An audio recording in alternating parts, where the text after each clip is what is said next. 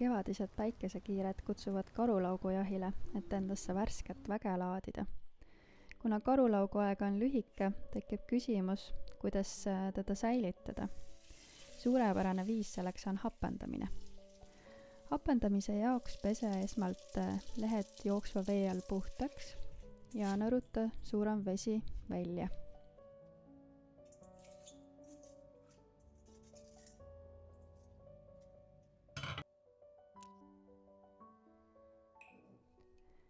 Tõsta osa karulaugust kaussi, lisa veidi soola ja mudi kergelt läbi. Kui oled natukene mudinud, lisa uus kiht karulauku ja soola ja mudi uuesti. Korda seda protseduuri seni, kuni kogu karulauk on kaussi jõudnud. Seejärel jäta karulaugu lehed tunnikeseks seisma, et sool saaks mõjuda.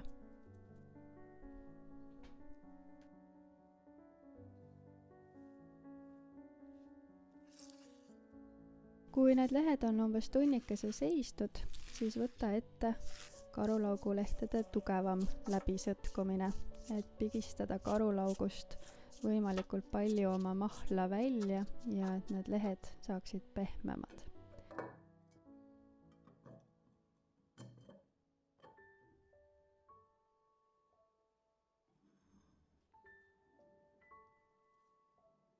Lao lehed purki.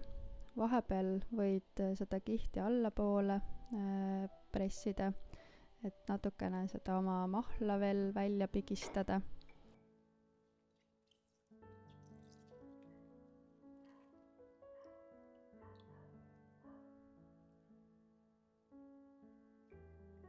Kui oled kõik lehed purki saanud, siis pressi nad hästi tihedalt kokku. Seejärel laseta peale kas kapsalehti või näiteks silikoonleheke, et kõik need karulaugu lehed püsiksid kenasti vedeliku all. Siis aseta peale raskus, näiteks purk, mis on täidetud veega ja suru lehed korralikult vedeliku alla. Ja ega muud ei olegi. Lase hapnemisprotsessil käivituda ja varu kannatust. Nii, karulauk on nüüd 4 päeva hapnenud ja ma arvan, et võiks proovida, mis maitsega ta on. Kõigepealt nuusutame. Sellist küüslaugust lõhna on tunda. Selle ära siit.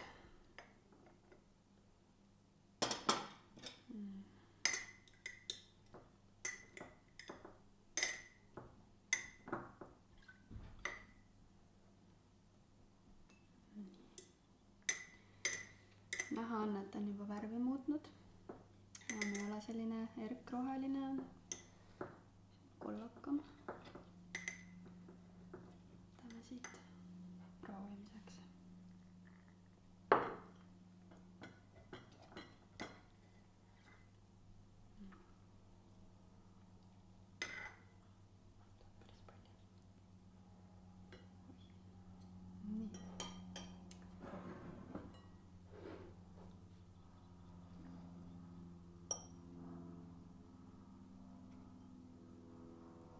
Lõhn on muidu meeldiv, ei ole liiga vänge.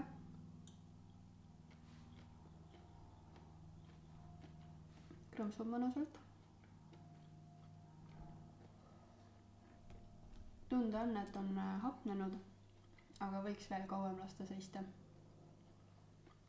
Soolasus on paras, natuke hapukust on tunda, aga mulle meeldiks, kui ta oleks rohkem hapu. Nii et ma arvan, et ma ise laseks võib-olla nädal aega veel otsa ja siis prooviks uuesti.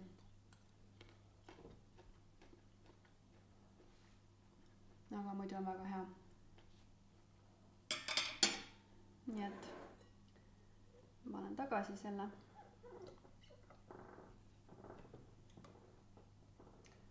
Ja lasen veel seista.